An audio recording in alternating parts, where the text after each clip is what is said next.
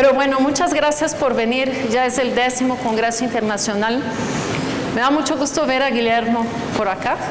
Nosotros empezamos, Guillermo Calderón de Metrobús, nosotros empezamos hace 10 años para conmemorar y para poder estar conversando sobre un proyecto que cambió mucho la vida, yo creo que de varias ciudades mexicanas, pero va cambiando mucho la vida de esta ciudad en particular, que fue el Metrobús.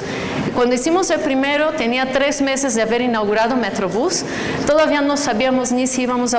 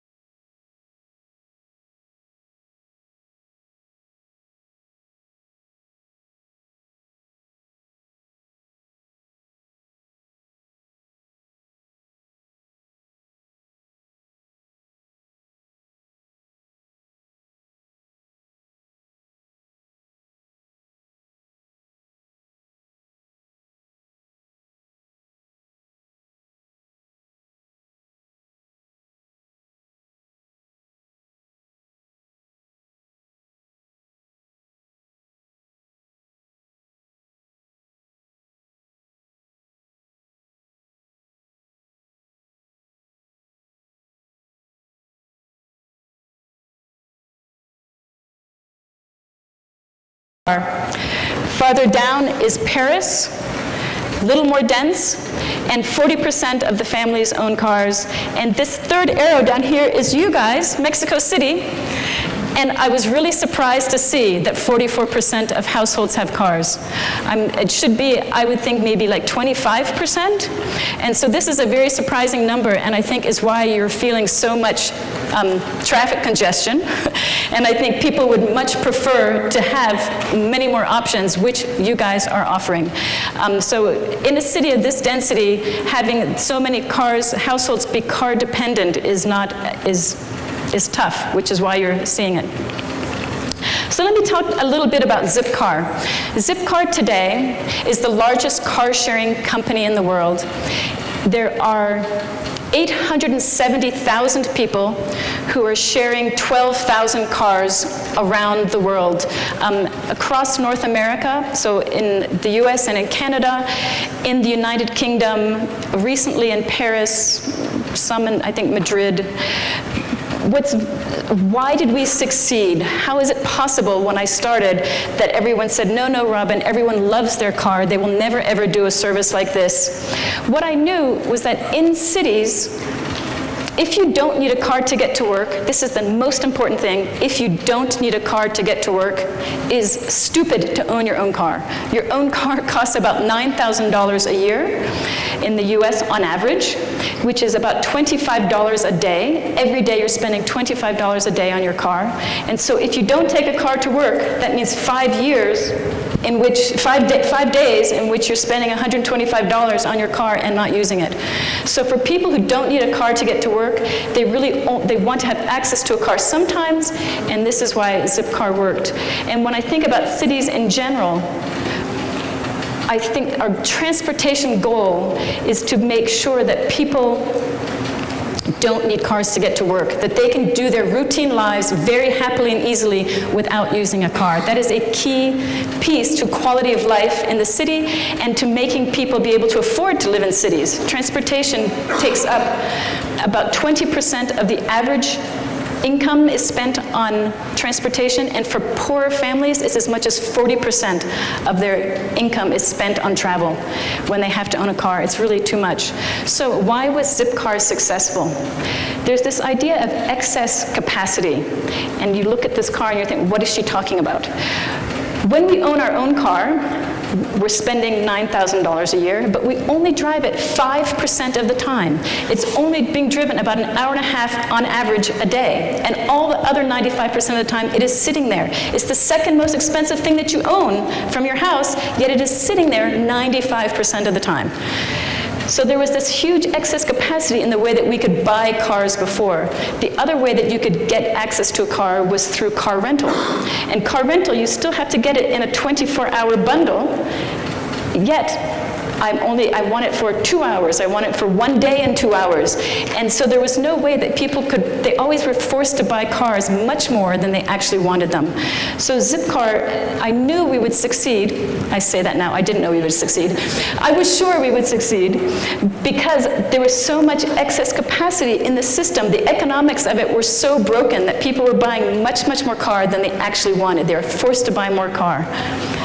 A second reason why I knew we were going to succeed is that we built a platform for participation. We built the website and we built the technology so that it was really, really easy to do.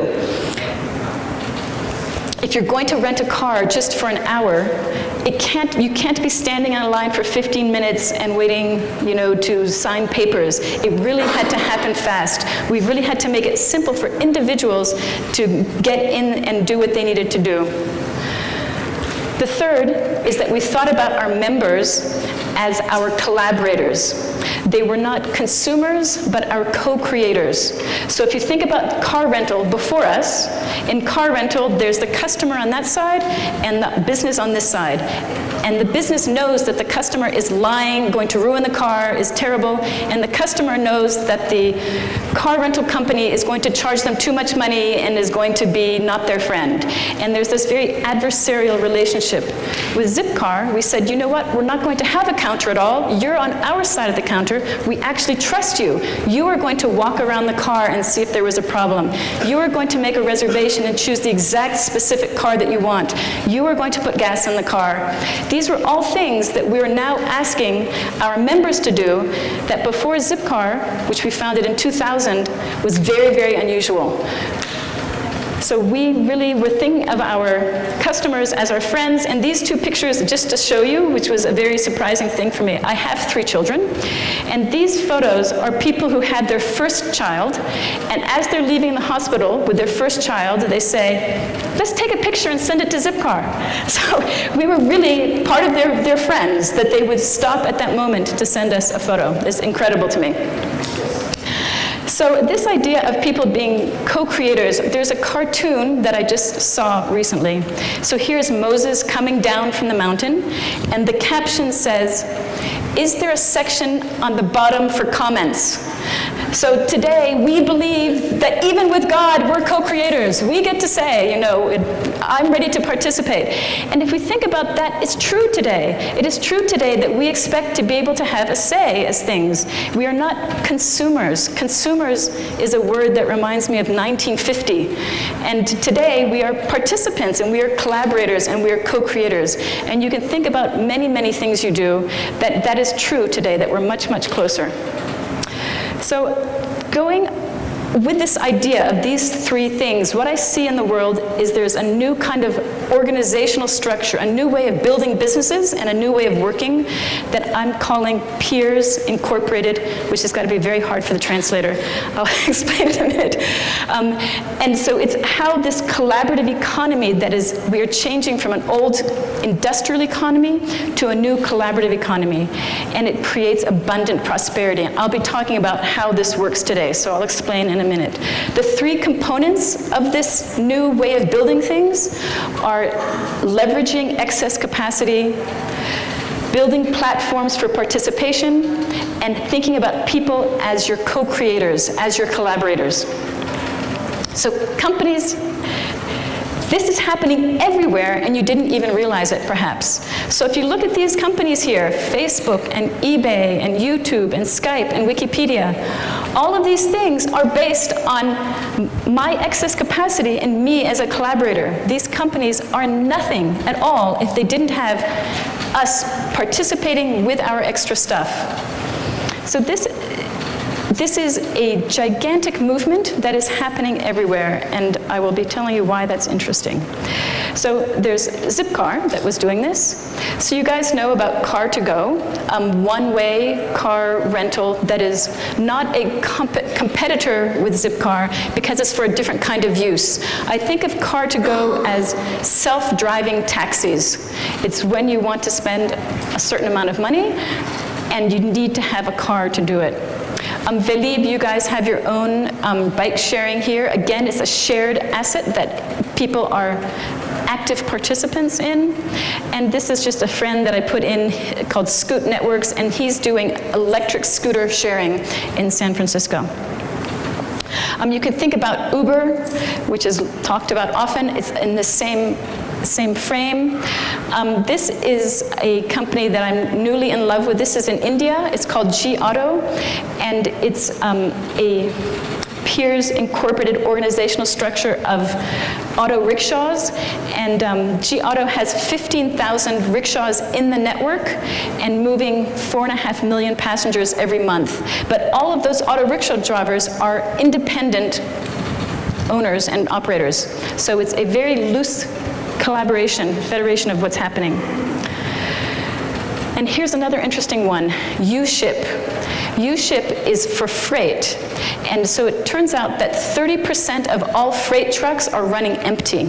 So there's this huge amount of excess capacity, 30% of the trips. And so U-Ship lets the person, the trucker who has an empty ship, an empty boat, empty truck, an empty truck, put in his emptiness, and other people are saying, I want to use that.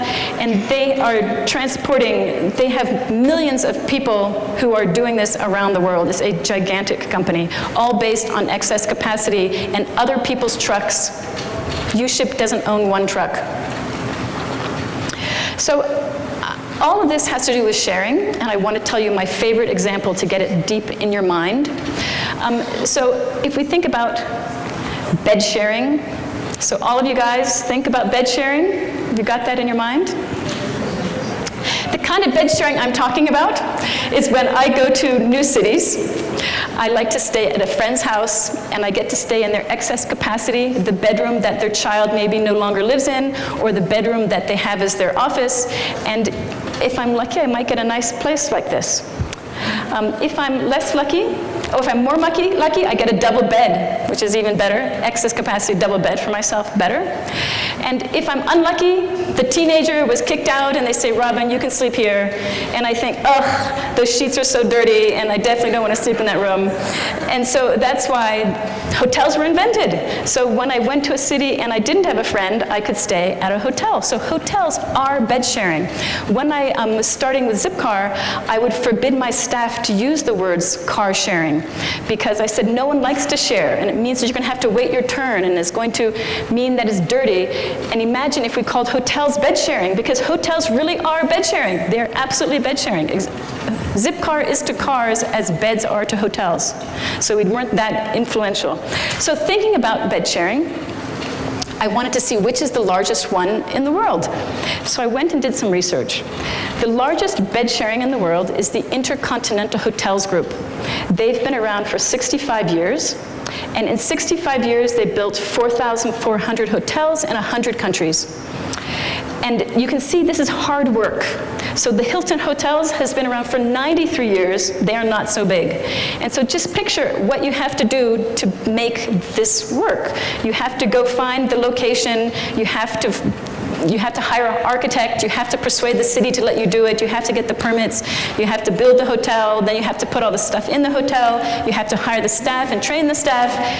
You have to hope that actually you chose the right location, because maybe there's a hurricane or a tsunami, or you put it in a bad spot and it fails. And so this is a gigantic amount of work, and that's why it took 65 years. Like, it's a lot of work to do. Some of you will know the next slide. The largest hotel bed sharing in the world is a company called Airbnb. Airbnb, you put your own spare room or your own house and let someone rent it. And in 4 years, they had the same number of rooms available for rent. And this is where I had to say, wake up. It's like amazing, amazing, amazing that in 4 years, they built something that took 65 years for the other company to build. It is a completely transforming, amazing thing. Like, how does that happen? And there's even a company that was bigger called Couchsurfing, where you don't pay any rent, and you might be staying on their couch. And in their 9th year, they had 2.5 million places to stay in every country in the world. Like, it is a totally new way of doing business. Every kind of business, everywhere, every place. So what's going on? Like, why is this happening? So here's why I think it's happening. If you think about why did we invent companies ever? We invented companies to do things that we as individuals couldn't do. They were bigger. Why did we invent government? To do things that individuals couldn't do. So what is it that they can do well? What are industrial strengths? They make large investments. I, Robin Chase, don't have very much money. I can't make large investments. They make things that take lots and lots of years. We as individuals, we're sort of okay at doing things for lots of years, but mostly we like to do much shorter projects.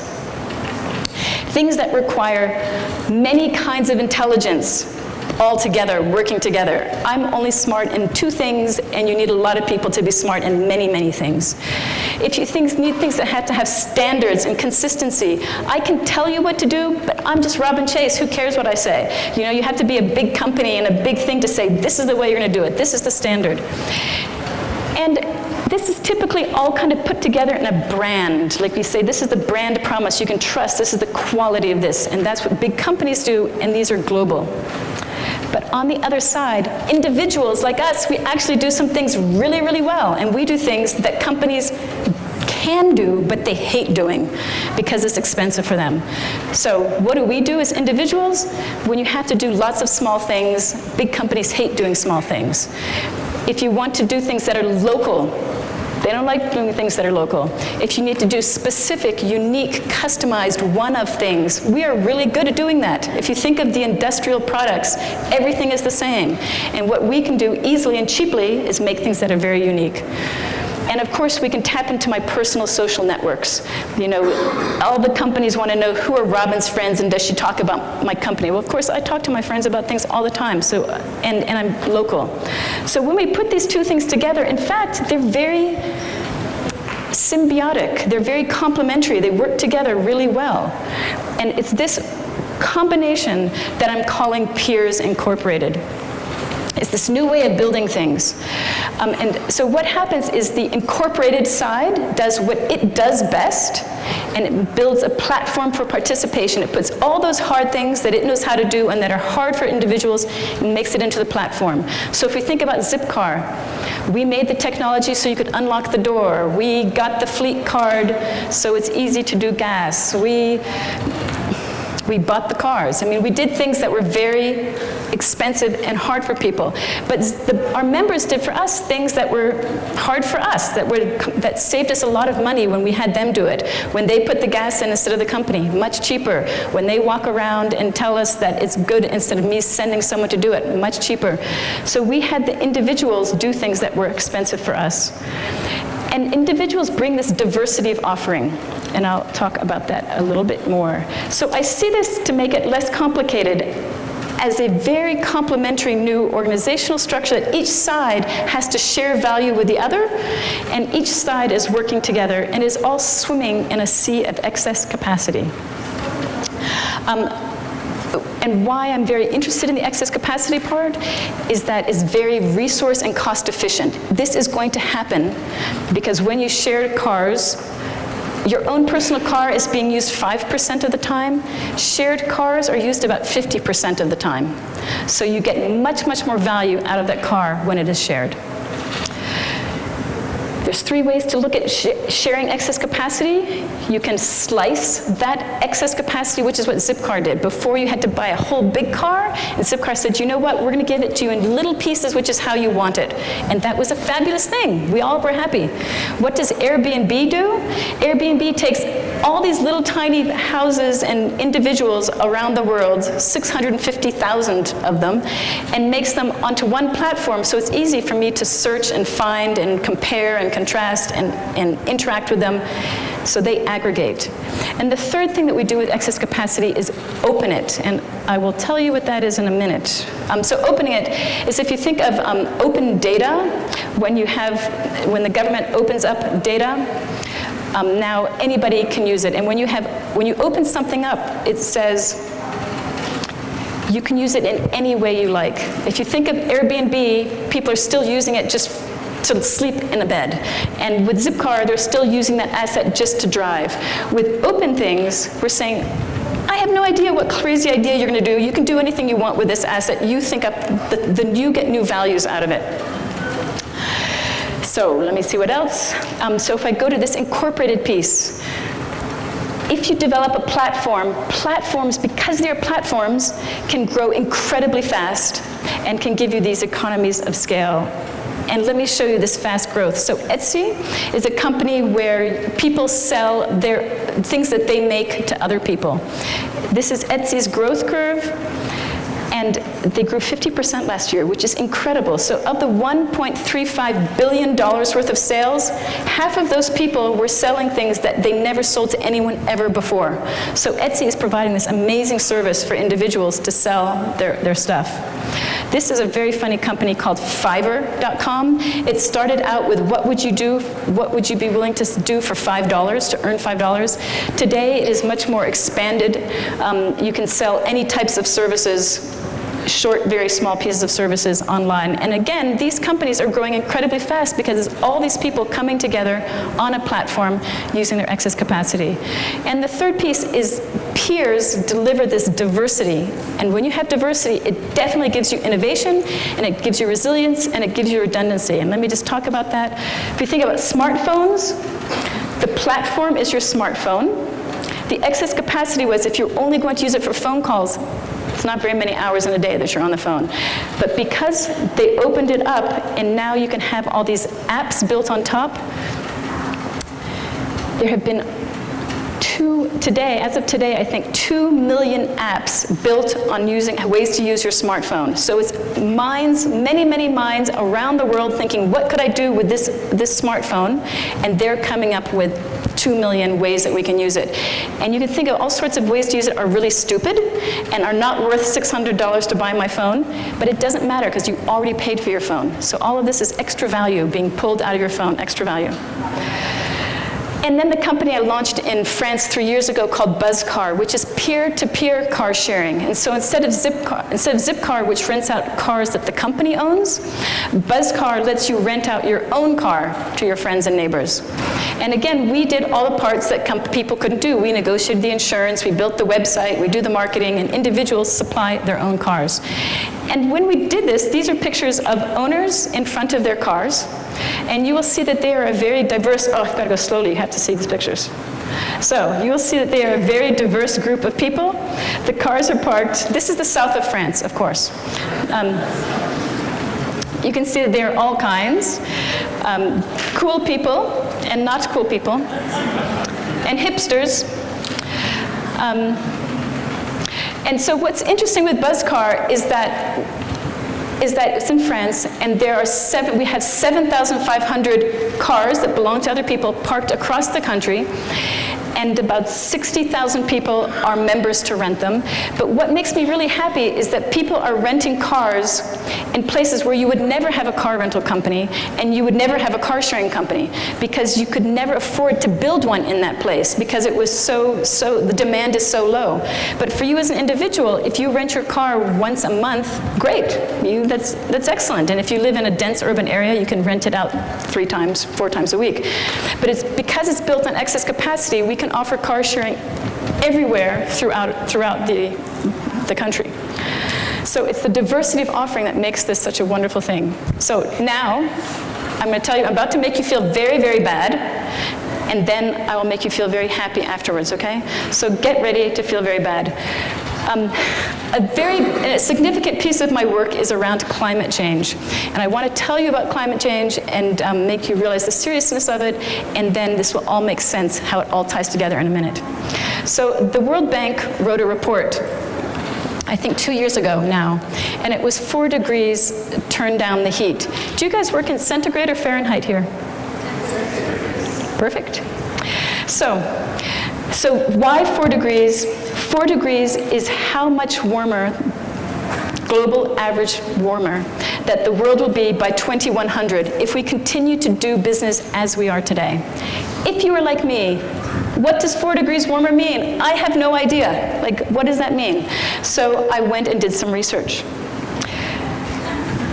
The last time it was minus 4 degrees was the last ice age, and that was 15 to 25 million years ago. And in North America, not here, but where I live in Boston, it was under several kilometers of ice.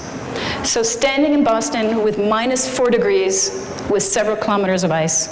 But we did the transition from Boston being under several kilometers of ice to today in, as I said, 15 million years. We are going forward that amount in 85. And when I was thinking about that, when I was reading this report, this plus 4 by 2100, which is terrifying, over land it is of course warmer, obviously. Going to be plus 6 degrees warmer over land by 2100. No humans have ever existed at plus 6 degrees. It never has happened. This is in 85 years, if we continue as we're going. And that is if every country does everything they promised to do. If they don't do everything they promised to do, we will be at plus 6 degrees by 2060. That is 45 years from now. When people talk about do this for your grandchildren, I think, How much older are you planning to be? I intend to live for another 10 or 15 years, and if it's going to be plus 6 degrees by 2060, it's going to be plus 3 in 15 years. That is terrifying. So I'm trying to encourage you to not think this is something that for some other time. These numbers are the real numbers. I've done very good research, and I just 2 weeks ago had one of the best scientists in the US look this over to make sure that and he made not one change. This is what scientists are saying. So the way you're feeling now, I want you to remember it and go out and act on it. And I have 3 children, and this makes me cry. It's bad for me, and it's worse for them. The difference between the goal around climate right now is to keep it to just plus 2 degrees instead of plus 7. This quote is from a report that just came out 3 months ago. The difference between plus 2 degrees and plus 7 degrees is the difference between driving on an icy road at 30 miles an hour versus 90. It's risky at 30, and that's the goal we're going for now, right, is risky, but it is deadly at 90. No one is saying this out loud. Deadly. No humans. Deadly. It's the end. These are the scientists from this report saying out loud, not buried in 3,000 pages worth of stuff. This is what is happening. So I have a good friend, and he has this very good sentence. He says, you can't solve exponential problems with linear solutions. This is a true point. This is really exactly, we're in an exponential problem. I think of the size and the scale of the world, and the size of Mexico City, and the size of Boston, and New York, and Lagos, and Mumbai. It's an incredible, phenomenally large, horrible, giant problem. How are we going to do this? And this is why I was just telling you about Peers Incorporated. Try Peers Incorporated. So I want to tell you about the fact that there are 3 miracles with Peers Incorporated, and this is what is giving me hope. And when I think about the work you do, transit and buses and car sharing is a form of Peers Incorporated. You are creating a platform for participation that is making very, very easy for people to do things very efficiently and the much more resource efficient and better for the environment way. So let me tell you about the 3 miracles. Number 1, we can defy the laws of physics. I told you about Airbnb. So imagine that I'm Robin Chase. Imagine we're in 2000, and in the year 2000 I say, you know what? I want to build the biggest hotel chain in the world, and I'm going to do it in 4 years. Everyone in this room, all of us would have said, impossible, Robin. You cannot move. You cannot build that quickly. You cannot move the atoms that quickly. You can't do that in 200 countries and build all those hotels. Every one of us would have said that that is physically impossible. And yet Airbnb did it. So let me just orient you to this graph. This is business as usual, building a hotel chain. The first 4 years would look like this inflection, building one hotel at a time, how you would do it. This is what Airbnb's business looked like. It's incredible. A friend of mine has built the largest ride-sharing company in the world in France right now. It's called BlaBlaCar. Ride-sharing is when I have my car and I'm driving from one city to another and I have excess capacity, 3 empty seats around me. So BlaBlaCar is now moving. It now has 12 million people who are members. It is moving 1 million people every month. It's based in France, but it's throughout Europe right now. And so they move 1 million people a month, which is the same as 2,500 high-speed trains, or the same as 2,500 747s. And they move all those people every month without building one track or buying one train car. Like, it is a phenomenal thing when you get this going. So that's miracle number 1.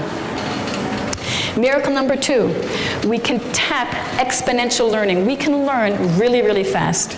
So here's an example that I really love. Has anyone in this audience heard of Duolingo? So Duolingo is free online language instruction. This company is 3 years old. I was talking to its CEO. When you're learning a language, the metric for skill is what you can learn in one university semester, which is 130 hours. So how much language can you learn in one in 130 hours. Before, the most expensive fancy company was called the Rosetta Stone. It's been around 20 years, and it's sold in airports. It's bought by diplomats and businessmen and the World Bank. They use Rosetta Stone to train people. And they use it because it only takes 54 hours to learn 1 semester of college language, which is pretty amazing. Duolingo, after a year and a half, can teach you that in 34 hours. Why can it do it in 34 hours? Because when I was talking to the CEO, he can conduct 100 experiments simultaneously. Each experiment is done by 150,000 people. And in 48 hours, he can tell you precisely how to teach you better. So he has it down to 34 hours. This is a Google Trends map, and it's just to show you, as an entrepreneur, this makes me very, very happy. So the Rosetta Stone, and as an old company, it makes you very unhappy. So the Rosetta Stone has been going along beautifully. This is how many people search for Rosetta Stone online. And Duolingo comes out of nowhere. The product launched, I think, in October 2012. And look what they did. And this is actually a year old. I want to show you this amazing graph. So they launched in August of 2013.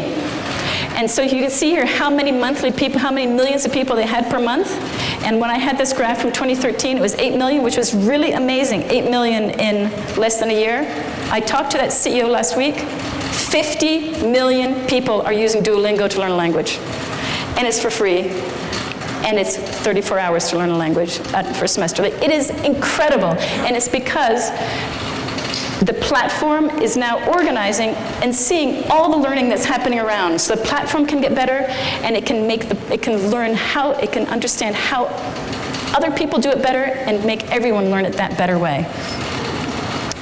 Miracle number 3 coming up. I don't know what to call this yet. So we are stronger than Superman. So here we are, superheroes. All of us actually walking around right now are stronger than Superman. I was thinking about this. Superman just has his own self, and he's kind of there with his own muscles. But when I have my smartphone, I have access to the world's intelligence at my fingertips. And not only do I have access to the world's intelligence, I have access to all the people who have put their knowledge into the internet. So do you guys know Waze, the company Waze? So Waze, the online navigation system. So just think what it's doing.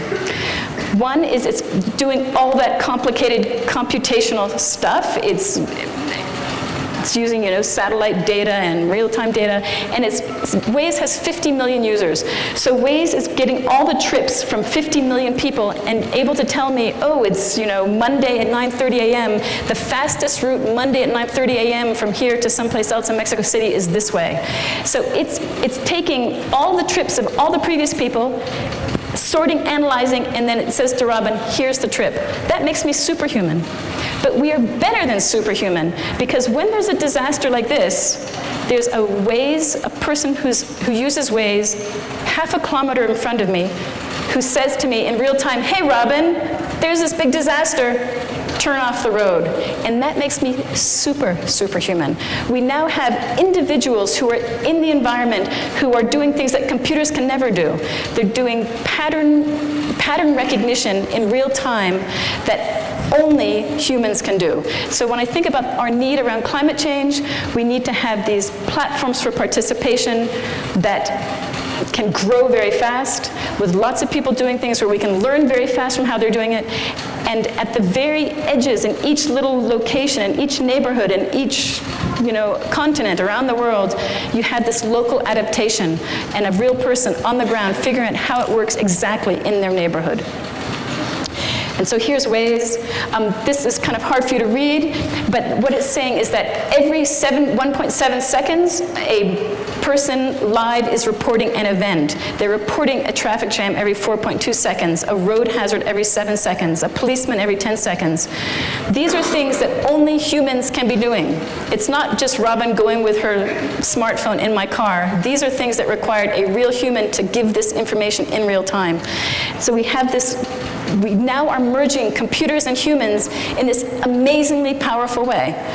That we're networked together, we're getting the best of computation, and we're getting the best of what each one of you guys as an individual has to offer. So this is this growth chart for them. I'm laughing that this was January 09 to November 10th, and they were very impressed, and it was impressive, their growth. And between November 10th and today, it's 50 million users. So these things, when you get the platform right, which is very hard, they grow incredibly fast. So the Peers Inc. thing is a collaboration, and I feel like this is one of the most important things that I want to get across to you, is that it requires the platform built by the institution or by the government and people or small companies. None of these things can be accomplished without both sides working together. So we defy the laws of physics. The platform is organizing all of those assets, and it's the individuals that are co-investing very quickly in real time. So for exponential learning, you have hundreds of thousands of simultaneous peers working on something, but it requires the platform to do the analysis and to figure out what are the best practices and what are the worst practices, and to make sure everyone understands them. When we think of these superhumans, it took the platform, as I was saying with Waze, all of that computing power and the peer learning to give me the first cut, but it takes a human on the ground in real time to do the second one. And this is why I think we're going to be able to address climate change in the pace, in the scale and the pace we need. But it requires us to start thinking in this form. We have to start thinking about where are excess capacity? Where can I find excess capacity? How do I make it open so people can start using that excess capacity? What are the platforms I need to build so that everyone can get onto it?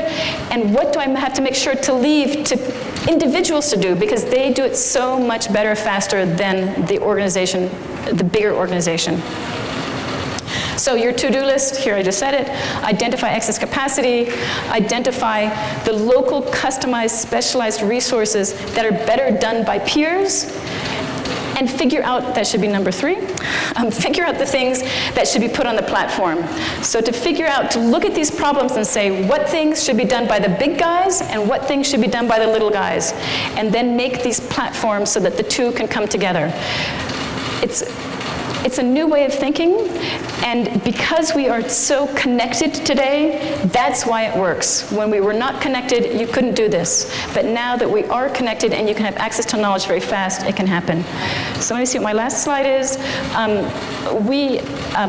This young guy, Tim DeChristopher, was the first person in the United States to get arrested and go to jail for fighting climate change.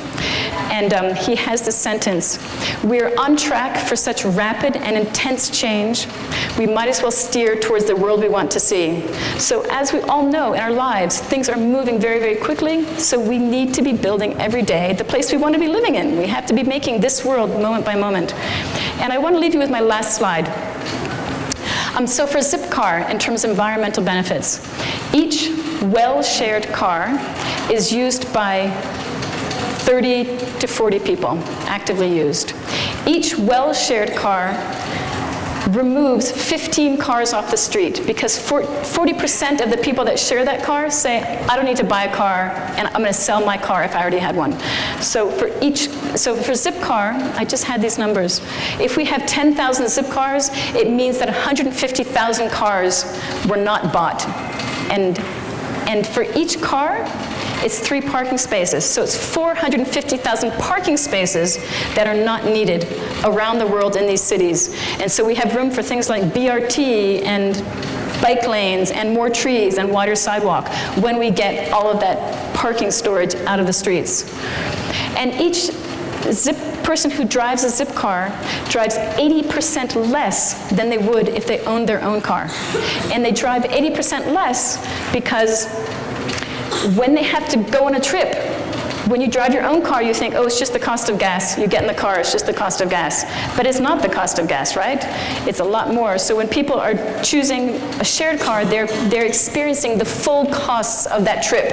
And so they say, wow, it's $10 an hour to rent this car. That's too expensive. I'm going to take a bike, I'm going to walk, I'm going to go take a subway. So they only use cars when it's the right thing. So as I say, they reduce their miles traveled by 80%, which I'm trying to remember these numbers, something like 1.7 million metric tons of CO2 have not gone into the atmosphere because of Zipcar. So think about all those environmental benefits. Now, my last slide.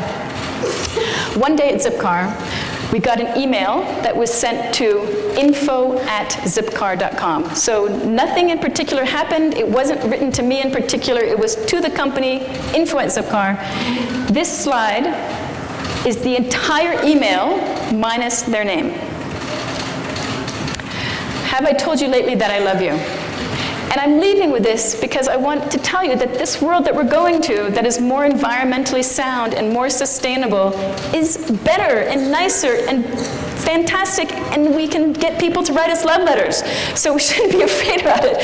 We can do these things and do them quickly, and we can produce a world that is a better place. Thank you.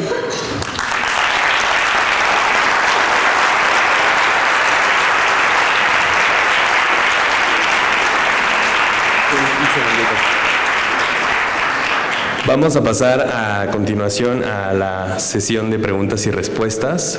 Por si alguien necesita realizar alguna pregunta, por favor levante su mano. Ya. Perfecto.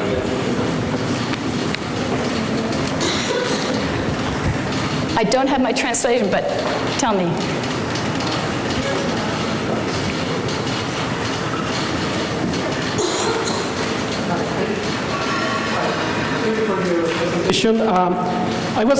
While listening to you, I was thinking and comparing a city that depends on cars, like Boston, say, or a city that still, fortunately, depends on public transportation, like Mexico City. So what would be your upper threshold estimate of the, forgot the name in English, the modal share in Boston by using shared cars versus public transportation, and same of cities like Mexico. Another thing that I was thinking is the success of a car sharing program depends on urban density, but the use of cars tends to lower urban density. So how do you manage those? So thinking about, I have the answers to some of that, so some numbers. As I said, car sharing only works in places where you don't need a car to get to work. That also means that it works in university towns because there's such a density of students, faculty, and staff that don't need a car to get to the university. And so Zipcar is successful in those two types of environments. And then if we think about Buzzcar, which doesn't have to get, Zipcar and all car sharing companies will only put assets where they can be assured of enough business, which was your point. And so that's where the peer-to-peer car sharing comes in. And so we can provide cars in places that are of inadequate density to support an investment of a car. That's interesting to me. In Washington, New York, Boston, and San Francisco, I know that the rate of car registrations within the city fell between 7 and 15% in those cities when Zipcar existed. And I'm yearning to have the study done to point to Zipcar, but I'm pretty sure it was Zipcar. And it really matches the numbers of members we had and the car displacement that we said was happening. So if I think about Mexico City, and one thing that's probably in your minds is that there's this idea that when people get rich, they want to have a car. And I think that is not true anymore at all for young people. And I think it depends on how you brand the car sharing. So for me, Zipcar was the financially smart, very cool, urban thing to do. If you were a cool, urban, smart insider, you would absolutely do car sharing. And I think of it as the highest status of car ownership because I can drive a different kind of vehicle anytime I want. I never have to do maintenance. That's someone else's job. Like, don't ask me to be washing a car or taking it in to get repaired. That's someone else's problem. And I have a fleet of cars at my service, so not only can I use the right car for the right trip, I was in London last week and I saw so many Zip vans across the city, so vans that people are using for travel. So it is a much higher status of car ownership, and I think it comes down to how do we market it, and do we do a good job marketing it that way. And I was thinking, if I were a Chinese mother-in-law, I want my son-in-law to be the one who uses car sharing and doesn't waste his money on a car. So, yes. What is your take on Uber and Lyft? So Uber and Lyft are website and app technology where they have what I think of as peers, independent drivers who are doing the taxi service. And right now, those two companies, it's independent people using their own cars to do it. In principle, I think it's a good idea, but there's a lot of, I want to say, I have a lot of gray feelings about it.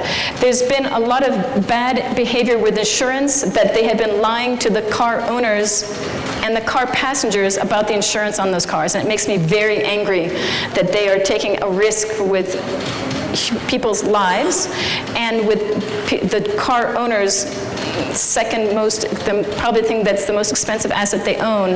And so that really made me angry. So for the first year or so that they were operating, they had terrible insurance, and now they have improved their insurance. The two companies operate quite differently in that, I'm saying this on stage now, Uber treats its drivers miserably. They are really mean and horrible. So for their drivers, they cut them, they don't care about them at all. And Lyft thinks of its drivers as its partners. And so I see these two companies as having very different cultures and very different ways of thinking about the peers. And so for Lyft, those drivers are their partners, and they're trying to make their lives better and make decisions that enhance them.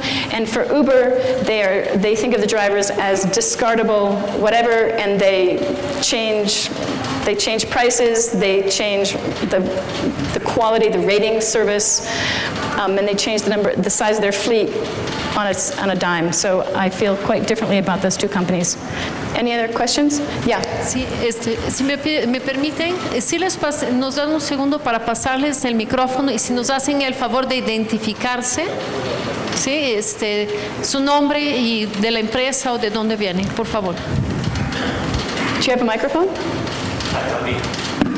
Robin, since you mentioned climate change is a major reason for Zipcar should be successful, can you share the progress you made to introduce electric cars in your company application? So what do I think about electric cars or electric cars in the... Yeah, have you applied some electric cars in your fleet? So electric cars, in 2002, in the Zipcar fleet in Boston, I had 2 or 3 electric cars, and I will tell you with sorrow that they were the last cars taken out of the entire fleet. So they would be the absolute last cars. And I was once giving a talk a long time ago to an audience at Yale University, and I was saying that Zipcar was very environmental, and a person in the audience stood up and said, "You lie!" And I thought, whoa. So when I think about Zipcar and electric cars, one is, as I said to you, the biggest environmental win for Zipcar is that people reduce their miles traveled by 80%. That's by far more important than any kind of vehicle we have. But today, we are now 2014. The electric cars, I think, are much more accepted. And in Nice, France, an electric car sharing company started, I think it was called Blue Cars, in 2012. And it was adopted in a flash. And so I think people are ready now to use electric cars with much less fear than they were before. We do know that the whole idea of distance, range anxiety is a complete lie, that 85 or 90% of people's trips have nothing to do with that longer distance. And I think electric cars are really well suited for car sharing fleets, because then you can address that idea in people's mind of range anxiety, that you can, since you have a complete fleet, if you need to take a long trip, you can use a combustion engine car, and you can use the electric cars for your daily, all your trips. Other questions? Hi, Robin. Nice to meet you. I'm Gonzalo Torres, professor at the University of Anáhuac in Mérida, and I'm an urban consultant for the German DGMB. I want to tell you that we are now, thank you for your presentation, we are now implementing Aventones, which is a ride-sharing platform on Mérida, and we are now planning for a car-sharing carrot, hopefully soon also in that city. So I want you to propose you something and ask you if you are interested in, because all these lovely platforms work kind of independent, and if you would like to work to collaborate on developing a platform of platforms, you know, because we do want to tell the people, come on, get in this website, and if you want to ride with a bus, with our Maya bus, you may make the reservation.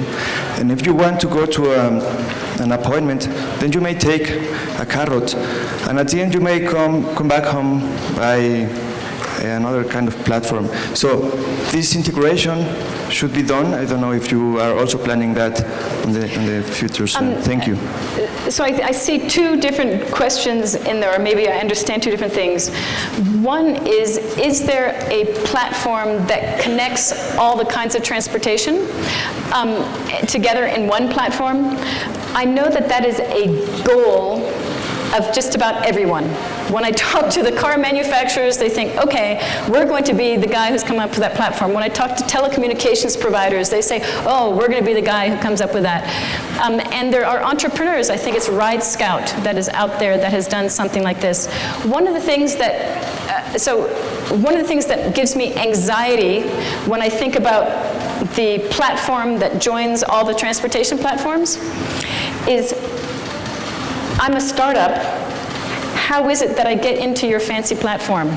And because when I think about these platforms, they're choosing all the major big guys, and they make their relationships, and then it's very hard for I'm a startup, like how do I get in there? So I feel ambivalent about that. But stepping away from transportation, the platform of platforms, we're all experiencing and innovating on platforms of platforms. So when I started Zipcar, we had to make our own credit card processing. We had to do our own, email list serve. We had to do our own customer resource management. And today, there's companies that are doing all those small things, so we're all, when we build businesses, using many, many kinds of platforms and many components to pull it together. So I think innovation will be happening at a much faster pace because of all these components. Another question? Yeah. Thank you for your presentation. It was very, very interesting. Very interesting how you are applying these exponential solutions. Excuse me, your name, please? My name is Waldo Inclán. I'm a consultant on climate change. But I was wondering, always is very complicated, has been very complicated, how to apply environmental solutions in the transport sector. Many of these solutions are great in terms of the outcomes for transport sector, socially, economically, but in terms of environment are not so great.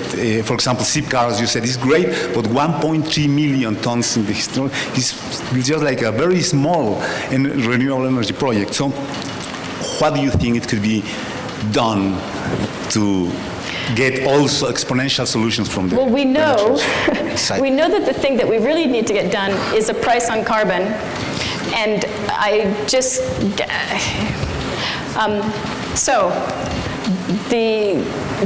we do need a price on carbon, and that takes political action. And so every one of you guys should be talking to your politicians and saying, I'm going to hire you because you're doing a carbon tax. It's not that I will fire you when you do that.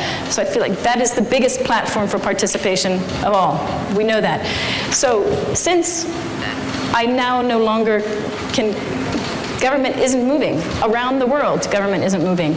So it requires us as individuals to storm the gates, and that's what I feel like I'm trying to offer up. The other piece, I just finished as of just literally hours ago, I just sent a book to the publisher on this larger topic. And I was feeling very optimistic about it, but as I write this, as I talk to you today and as I think about it, deep in my heart, I do believe that it's not going to be one solution, that it's going to be many, many kinds of platforms, and I have no idea where they're going to come from. And that's why I look at you guys and I think somewhere in this room are some brilliant ideas, and we have to start, they all should be starting small. One of the things about the platforms that, here, I'll tell you a failure of mine. I had started a ride-sharing platform, real ride-sharing, you know, people coming in your car, called GoLoco.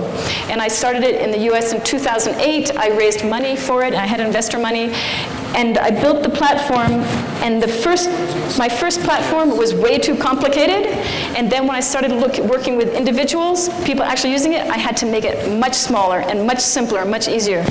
And so starting with a very, very small thing is required, and then all of these companies, when you look at the growth curves, it takes a while to figure out how the platform works, how much you want the peers to do, how much you want to do. And then once you get it right, once the incentives are right and everything's working, then it has this incredible growth curve. But it does take, Duolingo was like the most astounding thing I've ever seen, but most usually it takes like 1.5 years or 2 years, and there's a lot of experimentation, and then it finally goes. So I think we can see this really from any place around the world. It's going to take different kinds of minds. And when I was looking, if you think of CO2, transportation is 22%, which is significant, which is why I think it's really important, but there's all those other places, you know, there's housing, and there's retail, and there's agriculture, so it's going to take a lot of people working. A very sad thing, but I think we can do it still. Any other questions? La última, por favor. Yeah. Hi, Robin. It was really nice to hear your presentation. My name is Fernando. I'm coming from Guadalajara. I'm representing the University Mobility Network. We're organizing between universities to discourage car trips among your house to the university and university to work. And we're trying to promote different alternatives of mobility in Guadalajara. So right now, and taking into account your speech, and I wonder, most of the important sponsors of this event are car manufacturers, car companies as Volvo, Mercedes, that, you know, they hear your presentation, they hear some things like people is gonna discourage about owning a car, and maybe they're gonna be like, whoa, this lady is gonna just getting our business a little bit damaged. So how would you, or how is it Buzzcar or Zipcar focusing in making these individual efforts with industrial strengths, most of them with car companies, in order for them not to be rejecting your project, but to work with you? Because, you know, at the end of the day, they are building the cars. Yep. So how do you work with them and not against them? When I started Zipcar, I had this nightmare that, have you guys seen the movie The Godfather? I had this nightmare. I knew I was going to be killing the auto industry, and I had a nightmare that I'd be lying in my bed and they would come running into my room with the machine guns. Like, I really felt like, this is so scary what I'm doing. So 2 things. One is, for all of you guys in this room, I believe in my heart transportation is the center of the universe. How happy you feel or how unhappy you feel on a daily basis has every single thing to do with your transportation. So did you get to work easily and simply, or was it annoying and now you're in a bad mood the entire day? When you come home from work, did you get home easily and simply, and are you now happy to be home, or are you just so angry that you're just pissed off? All of your opportunities, your education opportunities, every single thing you do is transportation working for you or against you? So that's why I love it. Like, it's the CO2 part and the impact on people's lives, transportation is the heart of it. So remembering that, car manufacturers, it's really interesting to me. I spent 2 years ago, I lived in France for 2 years. And in Europe, every single car manufacturer understands with complete clarity that the future of cars is 100% shared and dramatically diminished, that they have to go into the transportation business in a much broader way. Every one of these companies is making significant experiments in ride sharing, in the different types of apps, the interconnected transportation as a service. They are all completely there. I was talking to a guy at Ford who was in one of the senior executives, and I said, so what are you thinking about these days? And he said, every morning I wake up and I think, how can I make sure that this company exists in 20 years? Like, they are completely understanding that this is they have to make this transition or not. And I think probably most of them won't make this transition because they have thousands of employees and they have these big assets that you can't turn. So it is the future. They're all working really hard to come up with how they're going to become transportation companies in other ways. And just think of you guys as bus, the bus and transit part. I feel like a whole bunch of them, a lot of the vehicle manufacturer has to become shared vehicle manufacturer. So shared small vehicles or shared large vehicles, but it's all going to be shared. And if you remember that slide that I started out with the densities of cities, we're only getting more cities that are more dense. And the idea of one adult owning one car, never. One household owning one car, never. Like it's done. That is done. And so we are moving to a new place. Any other questions? Una más por acá. Yeah. Hi, Robin. My name is Paula. I'm an urban designer living in Chicago. Active Zipcar user. I haven't owned a car in 5 years. The only thing I wish, because today you pick up your car and you bring it back to the same spot. The only thing I wish is that you could do point-to-point Zipcars. Is there any thoughts on advancing how the system operates on that? Well, so number one, Avis bought Zipcar. I'm not in charge. I haven't been charged for a long time. The question is, why don't we have one way? For a long time, I didn't want to do one way because it's an operational nightmare. And if you think about bike sharing is all one way. And what we know about bike sharing is that it's very different in every city. And when I was living in Paris, it was the first city that had this spectacular data of what one way would look like. And in Paris, they have to move 30% of the bicycles every day, and it's one person moving 20 bicycles. So with cars, that's not a possibility. And so people want to have one-way car rental so that they have a cheaper fare. And I'm actually not that interested in making cars very cheap for you. So the fact that you want to drive to work and drive home and have the car sit there for 8 hours, no one wants to rent the car downtown for 8 hours because everyone's at work. So that said, Car2Go has been doing one way around the world. And every single city is very different. Some cities, it is wildly unsuccessful because people take the car and it sits there for 4 days and no one ever wants it. And in some cities it works fabulously well, which would be Washington, D.C. was their largest, fastest growing city. And so it has to do, each city, as you guys in transportation knows, are very, very specific. Is it mixed use, whatever? And so lastly, Zipcar is doing one-way experiments right now in Boston. I have no idea how it'll turn out.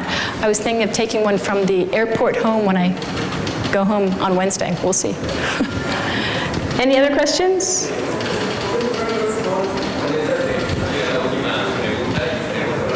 Esta ponencia. With this topic, what about this one way, but with multiple choices, like 5 stations or 10 stations? And if I had to implement it, I would have done it that way. I would have done 2 things. One is one way to facilitate people to post, I want to go one way, does anyone want to take it back? And we would have split the bill. So one would be open-ended. Say, you know, I want to go downtown, who wants to take the return? And then you wouldn't have to worry about where to park it. And another would be to say, you can always go one way if there's an empty parking spot for you. And so that would be a way that you could control the flow. Yeah, flexible stations, not so But- bad. Okay, I think that's it. Bye. Gracias, Robin.